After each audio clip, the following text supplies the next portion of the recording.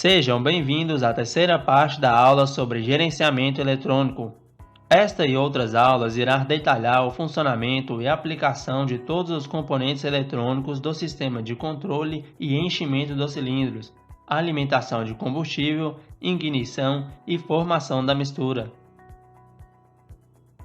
Para fins de cálculo do enchimento do cilindro, é necessário que se saiba a pressão negativa gerada pelo fluxo de ar no coletor.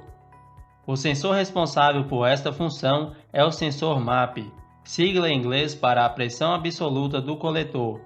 Alguns motores fazem a utilização do sensor MAP no lugar do MAP. Este estudaremos mais adiante.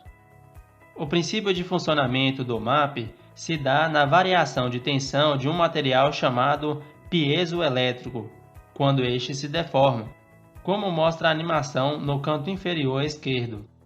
O sensor MAP possui uma mangueira que conecta sua câmara interna ao coletor de admissão e se localiza geralmente na parede corta-fogo do motor, mas também pode ser instalado diretamente no coletor sem a necessidade de uma mangueira de conexão. À medida que o fluxo de ar aumenta no coletor, também aumenta o vácuo criado no sensor MAP. Esta depressão de ar acaba por deformar a membrana piezoelétrica, variando o sinal enviado à ECU. O sinal não é proporcional à depressão criada, então a ECU conta com valores pré-determinados para poder dimensionar a massa de ar como mostra a tabela. Quando o sensor MAP se encontra com defeito, o motor em alguns casos tende a morrer depois de certo tempo ligado. Além disso, o cheiro dos gases de escape se altera devido à ineficiência da mistura ar-combustível. Também, a potência do motor passa a não ser mais a mesma. Um teste que pode ser realizado com o sensor MAP é verificar se este está alterando o sinal enviado à ECU. Para isto, utilize uma seringa com uma pequena mangueira para simular o vácuo do coletor. Em seguida, alimente os pinos como demonstrado na imagem. Então, com auxílio do multímetro, conecte a ponta de prova preta no fio negativo do sensor e a ponta de prova vermelha no fio de sinal do sensor. Com o multímetro preparado para fazer a leitura da tensão, aplique uma pressão positiva e negativa no MAP por meio da seringa e observe se a leitura do multímetro irá variar cerca de 0,6 a 4 volts. Caso não se observe essa variação do sinal, o sensor pode estar defeituoso. Caso prefira realizar este teste com o MAP instalado e com o motor ligado, você poderá observar algumas anomalias como, por exemplo, variação de sinal, mesmo que a carga não se altere. Porém, tais variações podem não ser causadas por defeitos no MAP, mas sim a acusação de outro problema com o veículo. Por isto, investigue cautelosamente. A temperatura do ar de admissão e a altitude em que o veículo se encontra em relação ao mar pode interferir nos valores de massa de ar. Por isso, alguns modelos de MAP possuem um sensor de temperatura integrado, e a altitude é tida por um sensor presente no módulo. O sensor MAP, sigla em inglês para sensor de fluxo de ar, tem o mesmo objetivo do sensor MAP, de realizar medições da massa de ar, porém de forma direta, já que o sensor MAP não faz leitura do vácuo do ar aspirado para descobrir a massa de ar. Dessa forma, além de possuir uma maior precisão, o sensor MAP realiza medições exatas independentemente da temperatura e pressão atmosférica em que o veículo se encontra. Diferentemente do sensor MAP, o sensor MAP se encontra instalado no coletor de admissão antes do corpo de borboleta. O sensor MAP possui um próprio circuito. Seu princípio de funcionamento se baseia em aquecer um fio, chamado de fio quente, a uma temperatura determinada pelo fabricante, por exemplo, 100 graus Celsius, acima da temperatura do ar de admissão. A temperatura do ar de admissão é obtida por um termistor chamado de fio frio. Quando o ar de admissão passa pelo fio quente, este resfria, alterando sua resistência elétrica. Então, o sensor MAP avalia a temperatura do fio frio e aumenta a tensão do fio quente, a fim de mantê-lo sempre na temperatura estabelecida, por exemplo, 100 graus Celsius acima da temperatura do fio frio. A maneira que o sensor MAF obtém a temperatura do fio quente varia de modelo para modelo, podendo avaliar a corrente ou a tensão do circuito. Esta taxa de resfriamento em relação à tensão imprimida no fio quente irá determinar a quantidade de ar admitida pelo motor em kg/h para a ECU realizar seu controle.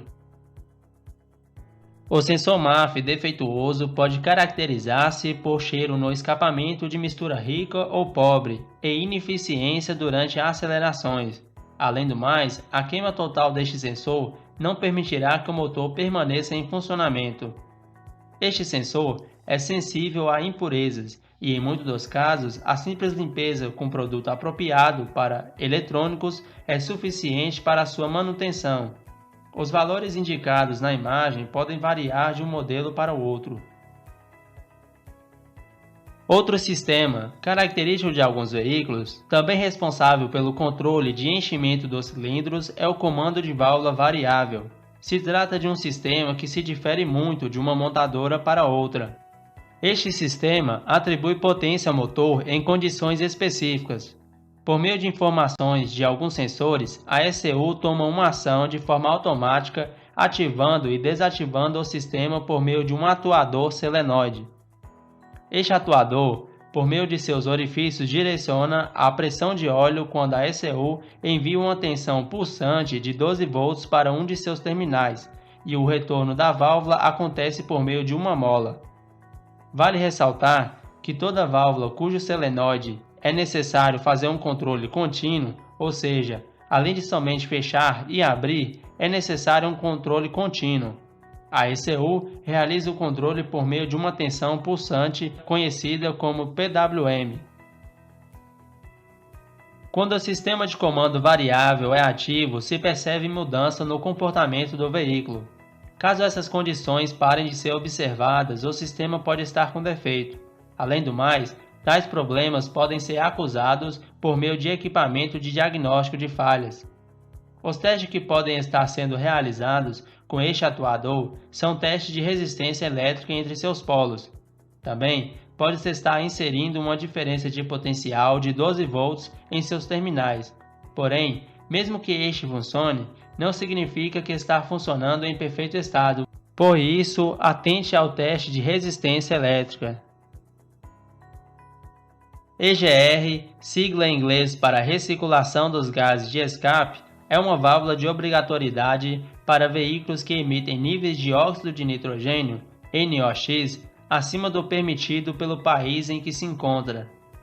É um atuador solenoide controlado pela ECU, que permite, de forma controlada, que os gases do escapamento sejam direcionados para o coletor de admissão, a fim de serem queimados novamente para atender assim às normas ambientais estabelecidas.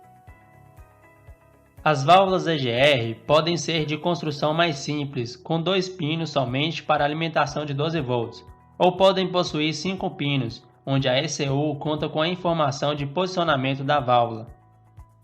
Testes de resistência entre os pinos e a aplicação da tensão na válvula podem estar sendo realizados para atestar seu funcionamento. Válvulas EGR defeituosas podem causar barulhos de estalos incomuns no motor superaquecendo e maior consumo de combustível. Tais sintomas podem ser resolvidos somente com a limpeza desta válvula, que pode estar sendo feita com descarbonizantes apropriados. Com isto, chegamos ao fim. Na próxima aula estaremos dando continuidade ao assunto.